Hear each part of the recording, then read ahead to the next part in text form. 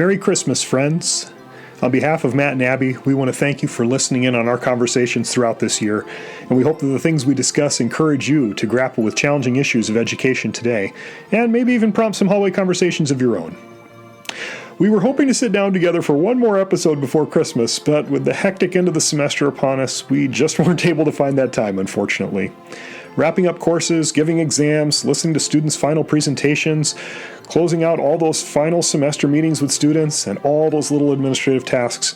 You know, we love these different parts of our work, but the busyness also sometimes means we have to backburner other things we love, like recording a podcast episode. So we're planning to take a good break now. We probably won't be back in the studio to record again until the end of January, but we hope to have a few new things to share with you then. So watch for new episodes in this feed beginning around the beginning of February. Today I have a Christmas encouragement to share. In my newsletter, I recently shared about some Advent devotionals that I wrote years and years ago. I'm linking the newsletter in the show notes if you're interested in reading. But I thought that for a bonus episode, I would share a bit from those devotionals. I've actually mashed two of them together in what follows, and I hope this will be a Christmas blessing and a word of encouragement for you all. On behalf of the Hallway crew, I hope and pray that this Christmas season will be full of peace, love, and joy for you friends.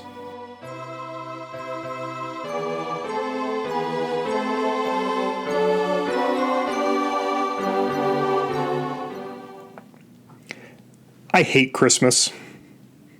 Okay, that's not quite fair. I don't hate Christmas.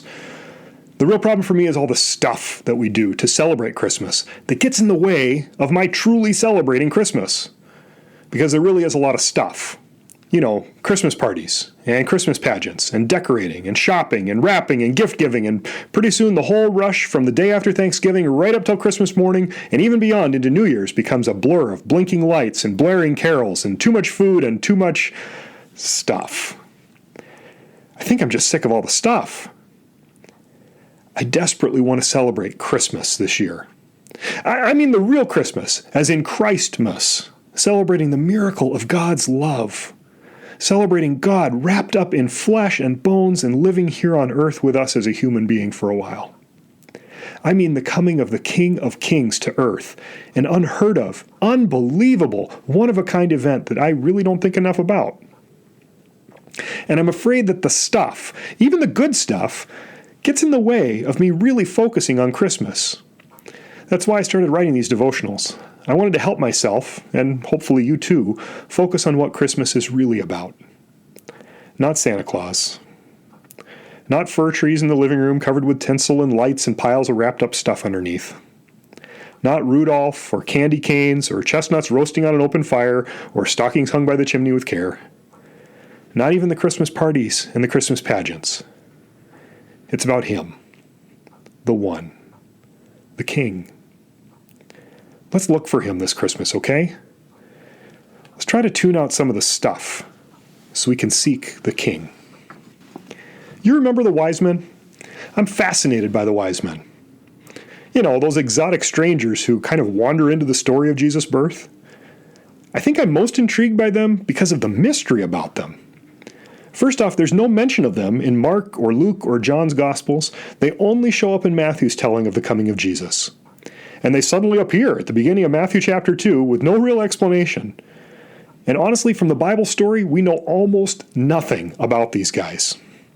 Oh, sure, you probably remember all sorts of things about these guys.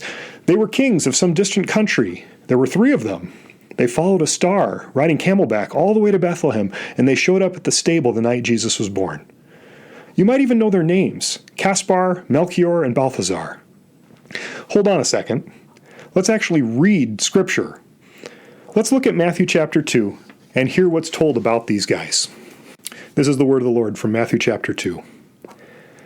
After Jesus was born in Bethlehem in Judea, during the time of King Herod, Magi from the east came to Jerusalem and asked, "Where is the one who has been born King of the Jews? We saw his star in the east, and we've come to worship him." When King Herod heard this, he was disturbed, and all Jerusalem with him. When he called together all the people's chief priests and the teachers of the law, he asked them where the Christ was to be born. "In Bethlehem, in Judea," they replied, "for this is what the prophet has written. But you, Bethlehem, in the land of Judah, are by no means least among the rulers of Judah. For out of you will come a ruler who will be the shepherd of my people Israel." Then Herod called the Magi secretly and found out from them the exact time the star had appeared. He sent them to Bethlehem and said, "Go, make a careful search for the child. As soon as you find him, report to me, that I too may go and worship." After they'd heard the king, they went on their way, and the star they'd seen in the east went on ahead of them until it stopped over the place where the child was. When they saw the star, they were overjoyed. And on coming to the house, they saw the child with his mother Mary, and they bowed down and worshipped him. Then they opened their treasures and presented him with gifts of gold and of incense and of myrrh. And having been warned in a dream not to go back to Herod, they returned to their country by another route. Did you notice? There's nothing in Matthew's story that tells us they were kings.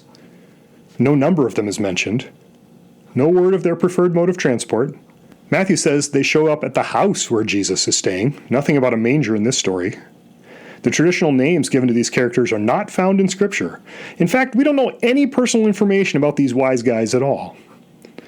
Really, all we know about these guys is that they were watching. They seem to be pagan astrologers, looking heavenward with their pagan eyes, looking for signs. Matthew calls them magi, a word with strong connections to magic, magicians, reminding me of other biblical characters like Pharaoh's magic makers from the book of Exodus, whose power clearly did not come from God. But nevertheless, these wise men were paying attention, and when they saw the sign God splashed into the sky, they packed up and headed out. These guys came seeking. They knew they'd find what they were looking for. These stargazers had enough faith to take off on a trek to meet up with a king they had no earthly reason to care about. They weren't part of God's chosen people of Israel. And yet they came, seeking the king. And when they found him, they worshipped. And that's what I'm hoping for this Christmas season. Let's come together, seeking the king. And when we find him, let's worship. Merry Christmas, friends, and have a Happy New Year. This podcast was literally dreamed up during one of our actual hallway conversations. Our music is by Ethan Mulder. Hallway Conversations is created and produced by Matt Beamers, Abby DeGroat, and Dave Mulder. Hey, we have a favor to ask of you. Would you be willing to rate this podcast or write a review in your podcast app? Or if you found this conversation interesting or helpful, would you consider sharing it on your social media? Those things really do help podcasters out, and we would be so grateful. Thanks for listening, friends.